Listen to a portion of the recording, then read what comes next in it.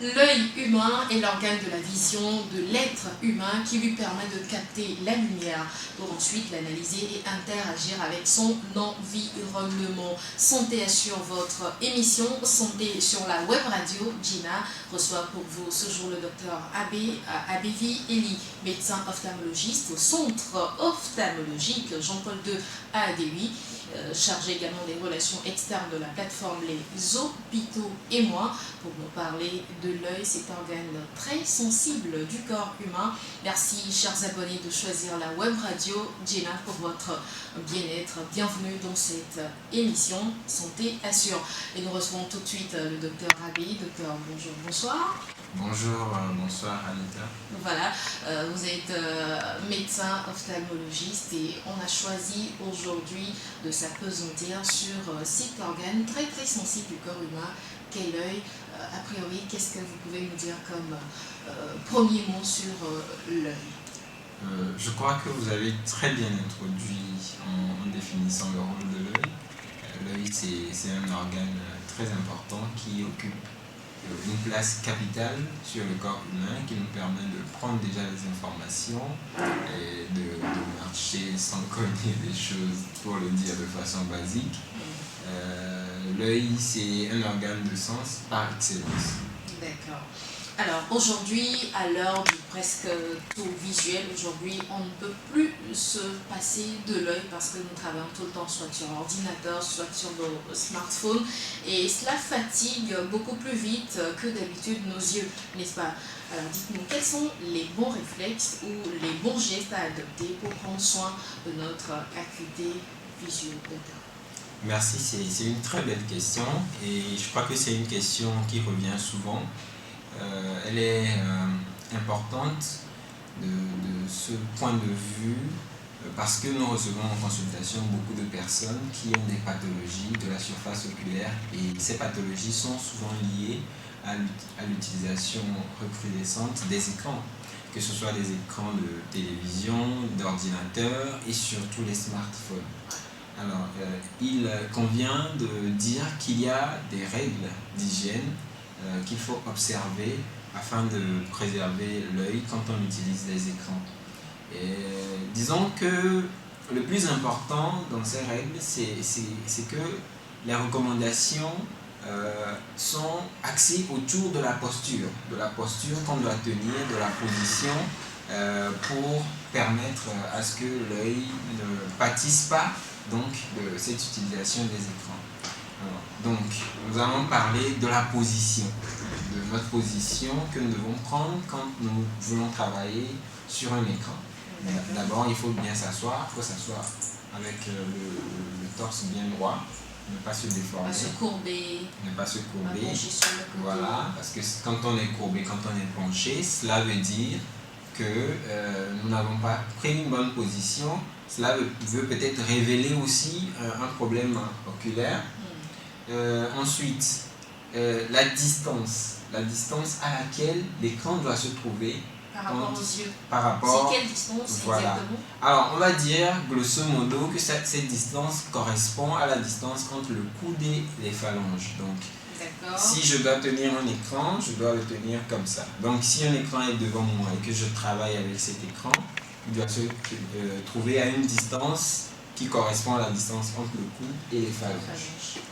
Bien sûr, la main posée sur la surface à plat, donc à l'horizontale. La même chose vaut pour les smartphones. Donc un smartphone bien tenu, il est tenu à cette distance. Ouais. C'est la bonne distance de lecture. Pas trop près de l'œil, ni trop loin. Pas trop loin. Alors, quand on l'approche de trop, cela veut dire qu'on a un problème visuel. Quand on l'éloigne de trop, cela veut dire aussi qu'on a un problème visuel. Voilà. Et par rapport à la luminosité de ces smartphones, quelle est la luminosité adaptée? Alors, j'allais en venir. Déjà, ce qu'il faut comprendre dans les règles d'hygiène par rapport aux écrans, c'est qu'il faut que la salle dans laquelle nous utilisons ces écrans-là, cette salle soit bien éclairée. Cela permet de ne pas trop augmenter la luminosité et cette luminosité qui va éblouir les yeux et créer une gêne. Intéressant, parce qu'il y en a qui ne supportent pas d'avoir une lumière trop vive ou trop forte, on va dire, lorsqu'ils sont en train soit de regarder sur un smartphone ou sur leur écran de télévision. Et c'est-à-dire donc c'est une mauvaise habitude. C'est une mauvaise habitude que d'éteindre tout et d'être exposé à un écran. Parce que le contraste, là, il est trop grand pour nos yeux. Mais si la personne, elle est plutôt à l'aise dans cette position, dans cette posture, dans ce schéma de voir soit sur l'écran télé ou sur son smartphone. Alors moi je lui dis d'emblée que c'est une mauvaise habitude qu'il faudra changer parce que cela induit une fatigue visuelle. Cela induit une fatigue visuelle et vous n'êtes pas sans savoir que nos écrans émettent des ondes. Ah si, émettent des ondes qui sont nocives aux yeux. Voilà. Donc, canaliser toutes ces ondes-là sur les yeux, mais vous voyez ce que ça donne. Voilà. Alors que quand on est dans une pièce bien éclairée, on n'est pas obligé d'augmenter la luminosité de l'écran, on n'est pas obligé voilà, de supporter toute cette lumière qui vient. Parce qu'il y a de la lumière autour et cela atténue, cela tamise la lumière de l'écran qui nous arrive. Alors, en dehors de la lumière de l'écran, j'avais parlé tout de suite de la position de l'individu face aux écrans. Mais cette position est également déterminée par le positionnement de l'écran. L'écran doit avoir un certain positionnement par rapport à la personne qui l'utilise. Donc, il est recommandé de disposer l'écran avec un angle de 20 à 30 degrés par rapport à l'horizontale. D'accord. Là, vous parlez je ne sais pas comment trop l'expliquer, c'est-à-dire que nous devons tenir le smartphone. Voilà, pas à la verticale, comme ça, pas couché, mais avec une inclinaison d'environ 20 à 30 degrés. 20 à 30 degrés, j'espère que ça se voit ce que je fais là, voilà, donc un tout petit peu incliné comme ça. Un tout petit peu incliné, voilà. Et cela permet à l'œil de bien s'orienter parce que l'orientation de l'œil détermine aussi la fatigue visuelle. Parce que l'œil étant un organe qui est mu par les muscles oculaires, si on adopte de mauvaises positions de l'œil, ces muscles se fatiguent rapidement. C'est clair. Voilà, donc quand vous tenez un écran dans la bonne posture, dans la bonne position, vous permettez à l'œil de travailler de façon facile et naturelle. C'est cela. C'est très important cette partie parce qu'aujourd'hui, c'est clair, on ne peut pas se passer de nos smartphones, on ne peut pas se passer des ordinateurs également. Donc, autant adopter les bonnes attitudes pour permettre à nos yeux d'être en meilleure santé plus longtemps. Alors, quelle est donc la fréquence de consultation chez un ophtalmologiste? Mais ça, c'est une très belle question parce que nous conseillons aux patients de ne pas attendre d'être malade pour venir consulter. Alors, adopter une routine de consultation, c'est prévenir beaucoup de maladies ophtalmologiques ou dans d'autres spécialités médicales. Donc, ce qui est recommandé, c'est au moins une visite chez l'ophtalmo une fois par an. Et chez les enfants, une visite quand ils sont dans la petite enfance, c'est-à-dire jusqu'à l'âge de 3 ans, il faut que l'enfant aille voir l'ophtalmo au moins une fois, même s'il n'est pas malade. Et maintenant, en cas de maladie, alors le médecin, il saura vous dire la fréquence à laquelle il faut consulter. D'autres patients, certains patients sont convoqués tous les 6 mois ou tous les 3 mois. Et voilà. Donc, mais en absence de maladie, la fréquence de consultation, c'est une fois par an au moins. D'accord. Une fois l'année, et cela dépend si vous n'avez pas de symptômes, si vous ne souffrez d'aucun malaise. Alors, une fois au moins l'an, c'est la fréquence de consultation d'un ophtalmologiste. Alors, comment développer les bonnes pratiques? Là, tout à l'heure, c'était parce qu'on utilise des smartphones et télévisions, et puis écran d'ordinateur, mais naturellement. Quels sont les bons gestes à avoir pour avoir une bonne santé oculaire? Très belle question. Je crois que nous avons abordé un pan de ce sujet déjà dans la prévention des maladies ophtalmologiques liées aux écrans. Nous allons donner 2 ou 3 conseils de façon générale, des conseils d'hygiène de l'œil. À part le fait qu'il ne faut pas regarder par exemple la télé dans une chambre non éclairée, il y a aussi l'alimentation. Ce que nous mangeons participe beaucoup à notre santé oculaire. Alors, l'œil, c'est un organe un peu complexe, mais c'est un organe nerveux par excellence. C'est-à-dire que l'œil, l'apanage de l'œil à voir est déterminé par la rétine. La rétine, c'est un organe sensoriel qui est formé de nerfs. Et cette rétine-là, pour bien fonctionner, a besoin de vitamines. Et la plus importante, c'est la vitamine A. Qu'on retrouve dans beaucoup d'aliments. Mais chez nous, de base, l'aliment connu le plus riche en vitamine A, c'est la noix de palme, le thé. Ah, voilà. Ben Donc les amateurs de Koudessi... honneur à vous alors. Vraiment, Il y en a qui n'aiment pas du tout consommer cela. Hein. Ah mais ceux-là, ils devront alors... Est-ce que c'est la noix de palme préparée sauce ou bien le contenu donc, de la graine? Non, pas le contenu de la graine, mais la pulpe. Voilà, la pulpe préparée donc en sauce comme nous la consommons des Koudessi. Voilà, donc vous avez entendu le conseil, n'est-ce pas? Alors, il paraît également que la betterave est bonne pour la santé oculaire, c'est vrai? La betterave, tous les fruits et légumes, mais aussi la carotte. La carotte également. La carotte, parce que la carotte est riche en bêta-carotène. Bêta-carotène qui sont très importants pour la vision aussi. D'accord, c'est noté. Mangez beaucoup de carottes, mangez de la betterave et aussi des Koudessi si vous voulez avoir une bonne santé. Et des fruits et légumes. Fruits et légumes également, on ne cessera jamais de le dire. Si vous nous rejoignez, merci de le faire, chers abonnés. Nous sommes dans Santé Assure sur la web radio Djena. On parle de la santé oculaire. Aujourd'hui, nous recevons pour vous le docteur Abevi Eli. Il est médecin ophtalmologiste. Il intervient donc au centre ophtalmologique Jean-Paul II à Adewi. Nous poursuivons donc avec nos séries de questions. Docteur, quand parle-t-on de migraine ophtalmique? Alors, la migraine ophtalmique, je vais dire que c'est une maladie en trompe-l'œil.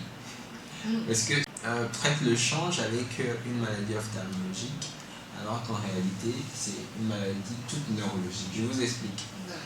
Alors, déjà, son nom, migraine, c'est une migraine, c'est une forme de migraine. Et toutes les migraines sont des maladies neurovasculaires, c'est-à-dire que c'est des maladies... Docteur, il ne faut pas parler en français trop oui, gros. je veux l'expliquer. J'aimerais que l'abonné lambda ou quelqu'un qui ne maîtrise absolument rien de la médecine, qui nous écoute, puisse nous comprendre. Absolument. Alors, neurones, quand on parle de neurones et nerfs et tout ça, ça commence par compliquer les choses. On va y aller tout doux. On va aller mollo. Voilà. Oui, la maladie migraineuse, comme je le disais, c'est une maladie neurovasculaire, c'est-à-dire que c'est une maladie dont le socle, c'est les neurones, c'est-à-dire tout ce qui touche les nerfs, et puis les vaisseaux. Les vaisseaux également. Oui. Et donc, dans la genèse de la maladie migraineuse, c'est la dilatation des vaisseaux, notamment, qui va entraîner donc, la migraine et la douleur migraineuse qui va être transmise au niveau des nerfs. Alors, maintenant, il y a différents types de migraines. Il y a la migraine, enfin classiquement, elle est scindée en deux catégories. Il y a la migraine sans aura, je vous l'expliquerai plus tard, et la migraine avec aura. Et c'est dans la classe des migraines avec aura que l'on retrouve la migraine ophtalmique. D'accord, maintenant la migraine avec aura. Voilà, quand on parle d'aura, c'est déjà le mot aura, c'est un mot qu'on utilise dans la vie courante pour dire quelqu'un a de l'aura, c'est tout ce qui entoure la personne, voilà. Donc c'est à peu près ça, c'est la même chose. La migraine avec aura, c'est une migraine autour de laquelle on a d'autres signes. Et souvent, ces signes-là précèdent l'arrivée de la migraine. La migraine, on va le dire basiquement, c'est le mal de tête. Oui. C'est un type de mal de tête ou encore de céphalée. Voilà. Donc, ce mal de tête-là est précédé par des signes. Et quand on parle de migraine ophtalmique, c'est une migraine qui est précédée par des signes ophtalmologiques. D'accord. Et on pense que en fait, c'est les yeux qui font mal, mais en fait, c'est les yeux qui révèlent la migraine. D'accord. Voilà. Et souvent, lorsque un individu a une migraine ophtalmique, il va se plaindre de voir des points, il va se plaindre de voir des objets dans l'espace, ou par moment de cécité, il est là et puis il ne voit plus rien, il voit tout noir. où il voit même une partie du champ visuel est amputée. Il voit quelqu'un, il ne voit pas sa tête, il voit son tronc, ou bien il voit une moitié gauche de la vision, enfin de son champ de vision. Et il y a d'autres signes comme ça, mais c'est des signes qui tournent autour de l'ophtalmologie, et on peut penser que c'est un problème ophtalmologique. Donc ça n'a rien à voir avec... Alors, oui, quand on a ces signes-là, et quand on veut parler de migraine ophtalmique, quand c'est une migraine ophtalmique, ces signes qui peuvent durer de 15 minutes à 1 heure de temps, sont suivis par la suite par des migraines, par des maux de tête. C'est là où on se dit que ça c'est une migraine ophtalmique. Alors c'est pas au patient de poser le diagnostic, bien sûr. Voilà, donc quand un patient vient chez nous en consultation, il dit docteur, je vois des points noirs et puis après j'ai mal à la tête. Oui, on ne dit pas tout de suite va-t'en, mais on va interroger pour savoir est-ce que c'est une maladie ophtalmologique ou est-ce que c'est une migraine avec aura ophtalmique. Et là, on le réfère vers un neurologue. D'accord. Mais il faut pour cela aller consulter. Il faut consulter parce que, oui, ces signes-là qui précèdent la migraine sont aussi des signes de maladies qu'on retrouve en ophtalmologie, qui sont des maladies graves. Oui. Donc pour ça, oui, quelqu'un qui vient en consultation parce qu'il a une migraine ophtalmique, ne sachant pas déjà que c'est une migraine ophtalmique, il a bien fait de venir en consultation. Exactement. Parce qu'à l'issue, on pourra saigner, savoir si c'est une maladie ophtalmologique ou une maladie neurologique. Voilà ce que je peux dire. Et donc, à côté de tout ce que vous avez dit, quand sait-on qu'il faut avoir recours à l'ophtalmologue? Merci. Parce que tout de suite, on ne peut pas se rendre compte que voilà, parce que mes yeux coulent de larmes, ça veut dire que je suis malade de l'œil. Comment est-ce qu'on sait en fait qu'il faut se rendre chez l'ophtalmologue? Alors, il y a d'innombrables motifs de consultation que nous recevons. Voilà. Les plus courants, c'est les plus bruyants. Je le dis comme ça, c'est les plus bruyants, mais c'est souvent les moins graves. Curieusement, en ophtalmologie, les maladies les plus graves sont silencieuses. Elles ne se manifestent pas? Non. Ou elles se manifestent très peu. Souvent, les gens négligent. Voilà. Mais les choses qui amènent souvent les gens en consultation, c'est une douleur à l'œil. Oui. Dès que quelqu'un a très mal à l'œil, il vient consulter. Parce que l'œil, c'est un organe qui est très riche en neurones, en cellules nerveuses. Donc très sensible. Très sensible. Surtout le noir de l'œil que nous appelons la cornée. Quand vous imaginez, vous êtes en train peut-être de rouler à moto et puis un insecte rentre dans l'œil. La douleur, une petite poussière, voilà, une ça fait petite très, poussière ou quelque chose qui coince dans l'œil, vous le sentez tout de suite. Donc, les gens ont tendance à plus souvent venir consulter très rapidement pour ce genre de problème. Alors, il y a les conjonctivites aussi, que les gens appellent à tort ou que nous appelons à tort Apollo, avec plusieurs types de conjonctivites. Il y a les prurites oculaires qui en fait sont pour la plupart des révélations de conjonctivite allergique. On a les chromatismes aussi, quelque chose qui frappe l'œil, ça amène tout de suite en consultation. Mais autour de toutes ces maladies douloureuses, nous avons aussi des baisses de vision. Quelqu'un qui ne voit pas bien, il va venir consulter tout de suite. Voilà. La myopie et tout ce qui va autour, hypermétropie, presbytie et tout ça. Et son corollaire de cataracte, tout ça, mais les patients ne savent pas, ils viennent parce qu'ils ne voient pas bien. C'est ça. Alors qu'il y avait déjà eu des signes précurseurs, peut-être qu'ils n'ont pas fait attention. Voilà. C'est dommage. Alors comment est-ce qu'on prend soin de l'œil, c'est-à-dire quand on sent un malaise, comment soulager donc les maux d'yeux? Alors l'œil étant un organe très sensible, nous conseillons de ne pas trop traîner, de ne pas faire d'automédication. Mais déjà les conseils que nous avons donnés précédemment, les conseils de base, c'est déjà une bonne chose. Mais par exemple, quelqu'un qui se réveille avec des sécrétions, je peux parler en vernaculaire, oui, voilà, ce qui colle le matin là. Oui, déjà le bon réflexe c'est de laver ça avec de l'eau propre. Le bon réflexe c'est de faire ça. Simple eau pour de l'eau de robinet propre, voilà. Pour nettoyer, pour laver correctement. Avec un mouchoir, voilà, avec un mouchoir ou un torchon. c'est déjà un bon geste, c'est déjà une bonne chose, plutôt que de le laisser comme cela. À part ça, les règles d'hygiène de l'œil concernant les écrans, aussi ne pas déjà aller s'exposer, ne pas exposer ses yeux à de la lumière trop forte, le soleil, par exemple, voilà. Et les ondes lumineuses également autour de nous. Exactement, parce que toutes ces lumières-là sont chargées d'ondes électromagnétiques qui vont aller entrer dans l'œil et peut-être à la longue entraîner des dommages au niveau de la rétine. Ce qui m'amène à poser cette question, souvent on a l'habitude de porter des lunettes de soleil et c'est vrai que ces lunettes on peut en trouver sur le marché à bon prix. La question est de savoir, est-ce que ces lunettes sont conseillées en termes d'ophtalmologie? Est-ce que c'est conseillé pour quelqu'un qui a beaucoup de problèmes à s'exposer au soleil d'aller tout de suite lui-même faire un choix de lunettes de soleil et de porter? C'est une question difficile. C'est une question difficile parce qu'elle implique un côté économique qu'il ne faut pas négliger. Ouais. Alors déjà, je dirais que nous avons la chance d'être bien créés chez nous en Afrique, avec beaucoup de mélanine sur la peau et beaucoup de mélanine sur les yeux. Sur les yeux également, on a de la mélanine. La mélanine se dépose, la mélanine se trouve au niveau de l'iris. L'iris, c'est ce qui donne le reflet noir à nos yeux, noir ou marron. Et c'est pour ça que vous verrez chez les leucodermes, les blancs, ils n'ont pas, la plupart n'ont pas les yeux comme les nôtres. Ils ont des yeux soit bleus, verts ou un peu marron clair. Voilà, c'est la coloration foncée qui montre le taux de mélanine. Plus l'œil est foncé, plus on a de mélanine.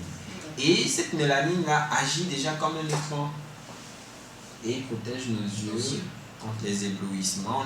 On est moins ébloui que les sujets qui ont moins de mélanine. C'est déjà un écran, mais quand on est sensible à la lumière, oui, on peut se protéger avec des lunettes de soleil. Et les lunettes de soleil qui sont conseillées, c'est ce qui est servi dans les magasins d'optique. Les lunetteries, comme on les appelle de chez nous. Lunetteries, voilà. Les lunetteries, parce que c'est des lunettes qui sont contrôlées, qui ont passé des tests pour savoir si réellement ils sont plans. Plans, c'est-à-dire qu'ils n'ont pas de puissance de correction. Alors que ce qu'on trouve un peu partout à 500 000 francs, je ne suis pas en train de vouloir gâter le marché de quelqu'un, mais c'est difficile de vérifier la qualité de ces lunettes-là. Voilà. Mais quelqu'un qui est ébloui par la lumière, qui n'a pas les moyens d'aller s'acheter... Parce que ça coûte cher d'aller à la lunetterie pour payer. Même des lunettes de soleil chez les opticiens, c'est pas donné. C'est pas moins dans la vingtaine de mille. Voilà, 10 000, 15 000, 20 000, c'est pas tout le monde qui a les moyens de se les payer. Mais ce n'est pas non plus une tribune pour encourager les lunettes qui ne sont pas contrôlées. D'accord. Et quant aux verres médicaux, est-ce que tout le monde peut se lever et décider de porter des verres médicaux? Je vais chez le médecin, je lui dis, écoutez docteur, j'aimerais porter des verres médicaux, c'est possible ça? Je raconte n'importe quoi. Non mais c'est vrai, il y a des gens qui viennent en consultation qui disent que je peux. J'aimerais que mon fils ou ma fille porte des verres médicaux. Exactement, mais non. Donc, alors ce que je peux dire par rapport à cette question, c'est que souvent j'ai tendance à expliquer aux gens que les lunettes c'est comme des béquilles. De façon, on va dire, caricaturale. Je ne vous dis pas que vous êtes handicapé. Hein. Je le sais, je suis handicapé des yeux, donc pas besoin. Oui, parce que on porte des lunettes pour, disons, 2 raisons ou 3 raisons. Mais la raison la plus importante, et donc les lunettes ont ce rôle d'aider l'œil à mieux voir. Corriger notre vision. Alors corriger en griffe, parce que souvent les gens ont tendance à penser que oui, si on me prescrit des lunettes et que je les porte 2 ans, je les laisse, c'est fini, ma maladie a disparu. Non, quand on parle de corriger, ce n'est pas de faire disparaître la maladie, mais c'est quand tu le portes, si tu vois, je ne sais pas, 5 dixièmes, les lunettes peuvent t'amener à 10 dixièmes. Donc, c'est de cette correction qu'il s'agit. Voilà. Maintenant, en dehors de ces besoins de bonne vision, il y a d'autres motifs qui poussent les gens à porter des lunettes. Par exemple, quelqu'un qui travaille beaucoup sur ordinateur, sans avoir besoin d'avoir une correction optique, on pourrait lui prescrire des lunettes juste pour protéger contre la lumière de l'écran. Voilà, anti-reflet, anti-lumière bleue, il y a plusieurs autres options. Ou encore quelqu'un qui se dit je travaille dans une zone poussiéreuse et voilà, le soleil me dérange, on peut lui prescrire des verres de confort juste pour faire écran, ou encore des verres photochromiques qui changent de couleur à la lumière du soleil et qui protègent contre les lumières. Ah, d'accord. Donc ça veut dire que, comme je l'ai dit, on peut décider de porter des verres médicaux, mais bien sûr sur prescription, du médecin ophtalmologiste. C'est bien cela. Alors, je vais toucher un point dont on n'avait pas prévu de parler, mais qui me vient tout juste là en tête. Il s'agit aujourd'hui de la mode que nous suivons, nous, jeunes filles et jeunes femmes, c'est-à-dire aller se mettre des cils sur les yeux. Est-ce que cela n'est pas nocif pour nos yeux? Parce qu'aujourd'hui, la majorité des jeunes filles, des dames, elles se mettent ces objets-là sur les yeux pour faire joli, mais attention, il y a forcément des conséquences après, n'est-ce pas, docteur? Bien sûr, à quel prix? Être joli, mais ne pas devenir aveugle. Exactement. Alors oui, le port de faux cils, en soi, c'est une pratique, on va dire, esthétique qui n'est pas mauvaise, mais si elle n'est pas faite correctement, elle peut entraîner des dommages irréparables. Déjà, le fait d'utiliser des produits chimiques au niveau de la paupière, ce n'est pas bon. Ça peut induire des lésions. Oui, parce que ça se fait avec de la colle. De la colle. Forte. De quelle colle il s'agit, on ne saurait le dire. Déjà, en enlevant ces faux cils, on arrache les cils. C'est clair. Alors que les cils ont leur rôle, ils ont leur place, ils protègent l'œil.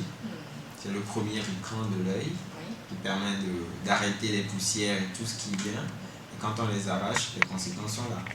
Ensuite, la manipulation de ces colles, de ces produits chimiques qu'on utilise sur les yeux.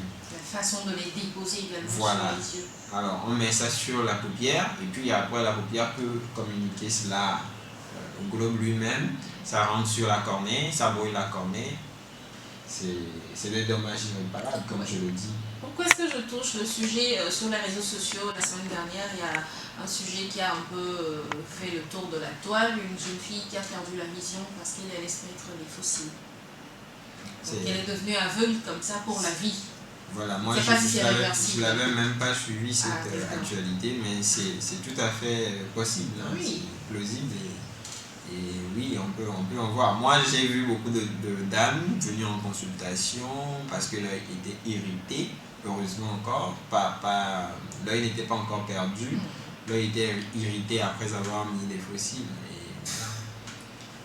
C'est vraiment dommage, de vouloir coûte que coûte se faire belle et se créer tous ces dommages-là après. Alors docteur, nous poursuivons donc, nous sommes en train de parler de la santé de l'œil.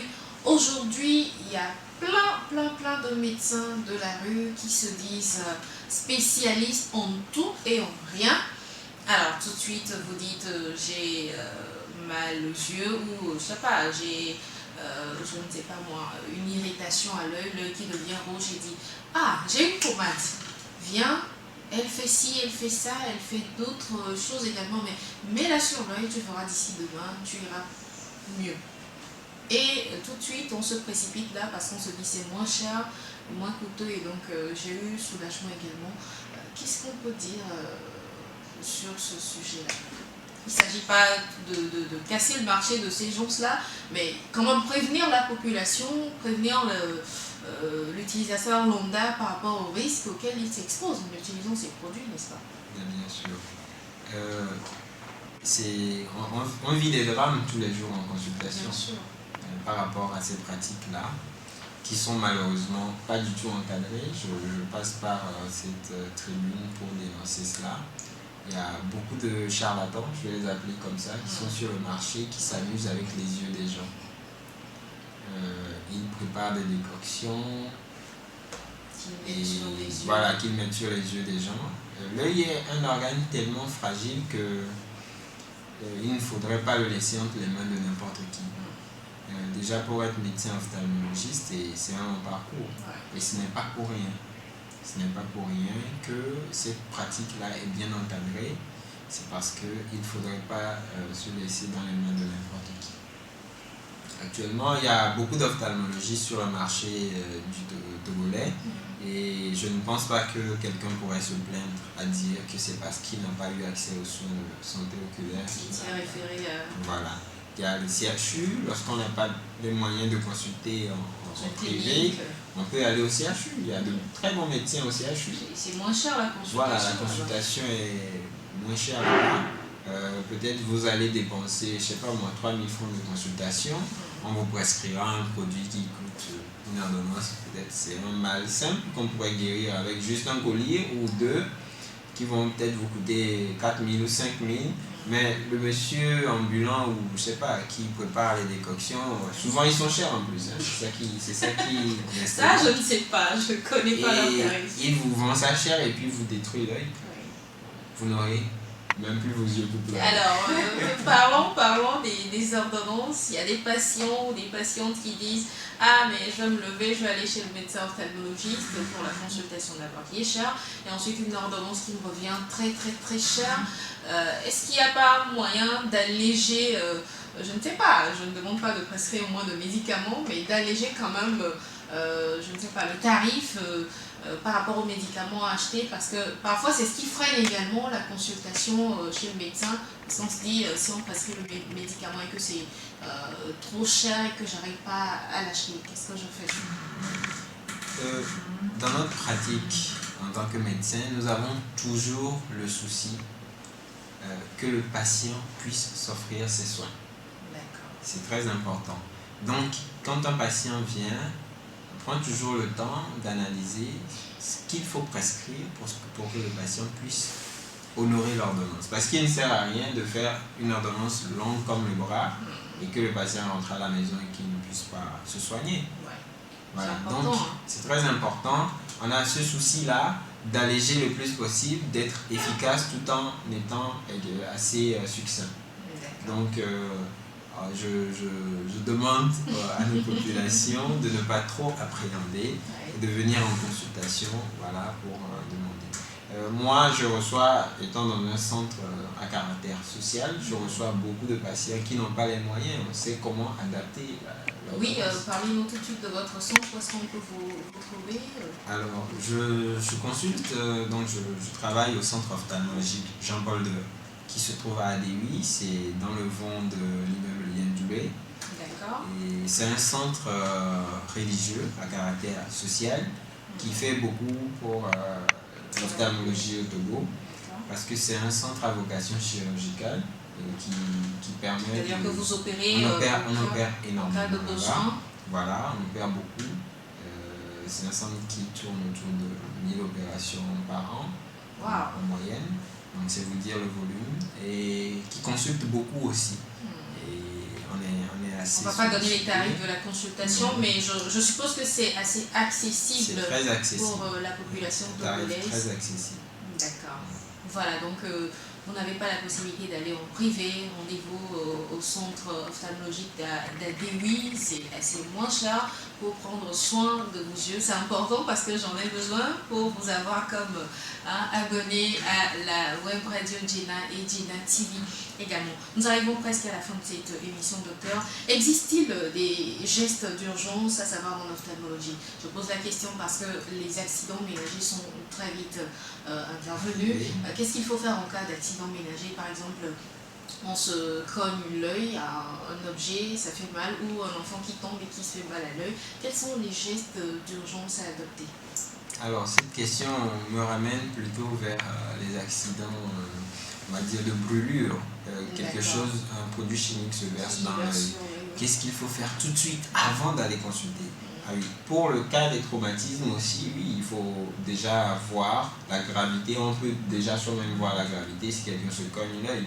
Et si c'est très grave, courir tout de suite consulter. Si c'est pas trop grave, déjà donner un antalgique, un médicament contre la douleur, pour qu'elle soit un peu supportable, le temps d'aller consulter. Alors, mais ce qui m'intéresse le plus dans cette question, c'est quand quelqu'un reçoit par exemple du javel dans l'œil ou de l'acide dans l'œil, qu'est-ce qu'il faut faire? C'est très important. Je vais le dire, quand vous recevez quelque chose dans l'œil de nature connue ou inconnue ou douteuse, il faut se rincer abondamment les yeux. C'est-à-dire on peut mettre l'œil ou les yeux sous un robinet et à grande eau, laver les yeux ouverts, laver pendant au moins 15 minutes. D'accord. Pendant au moins 15 minutes. Le temps que quelqu'un apprête les moyens d'aller consulter. Laver pendant au moins 15 minutes, tirer l'œil comme ça et puis laver l'intérieur, voilà, correctement. C'est un geste qui fait, disons, 75% du boulot à la place du médecin. Alors, que de l'eau? De l'eau de robinet, de l'eau propre, de l'eau potable, de l'eau seulement, abondamment. Parce qu'il y en a qui disent également le lait maternel. Non, c'est des pratiques douteuses. À bannir.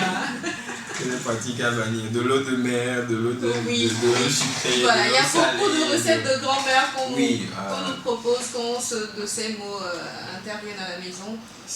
On n'a pas de preuves scientifiques, puisque nous sommes des scientifiques sur lesquels se baser pour continuer de faire ce genre de choses. Donc, laver avec de l'eau, tout simplement. À grande eau, pendant au moins 15 minutes, laver. Voilà. C'est important. J'espère que vous avez noté cette partie. Rien que de l'eau, si vous avez de ces accidents chez vous à la maison.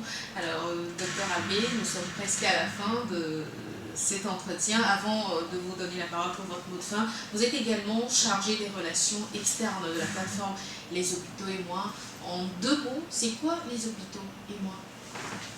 Merci, je profite donc de cette tribune que vous m'offrez à Jenna Radio pour parler de ce projet qui me tient beaucoup à cœur.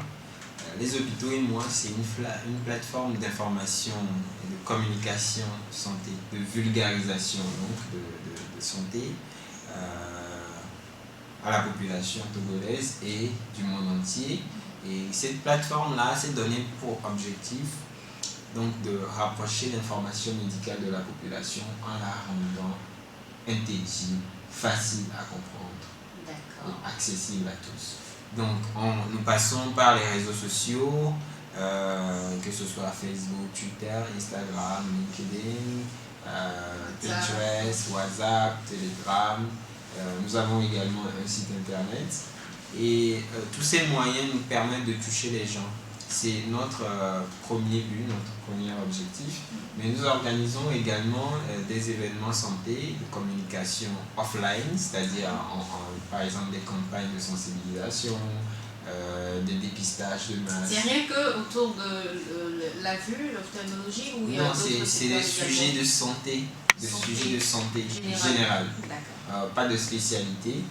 Par exemple, le mois écoulé, nous avons parlé des nouveau-nés. Tout le mois était consacré à la néonatologie. Nous prenons la néonatologie des nouveau-nés, nous en parlons, nous décortiquons. Et après, nous faisons même des lives avec des spécialistes sur nos plateformes digitales. Ce mois, c'est le mois du cancer. Donc, nous sommes consacrés au cancer. Ah, c'est le lieu donc d'inviter un spécialiste en cancérologie à venir nous parler donc de cette émission. Bien sûr. D'accord. Oui. Et j'en profite en même temps pour parler du mois prochain, le mois de mars.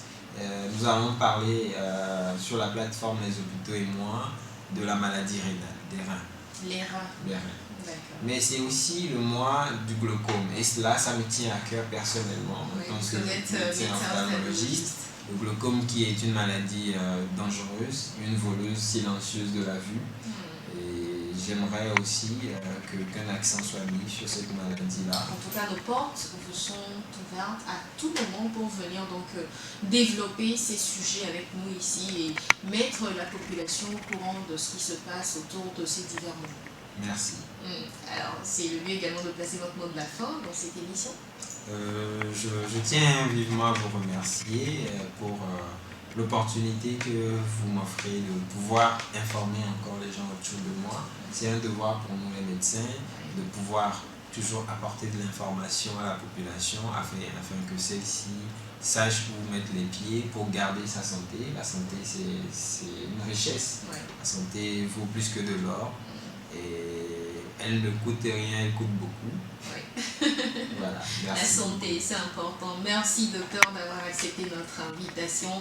Vivement qu'on vous retrouve dans ce studio pour parler d'autres sujets encore. Merci à vous, chers abonnés de la www.radio.gena.info. Santé Assure de ce jour, c'est pour vous le docteur Abbé Abézi Eli, médecin ophtalmologiste au centre ophtalmologique Jean-Paul II à Dewey.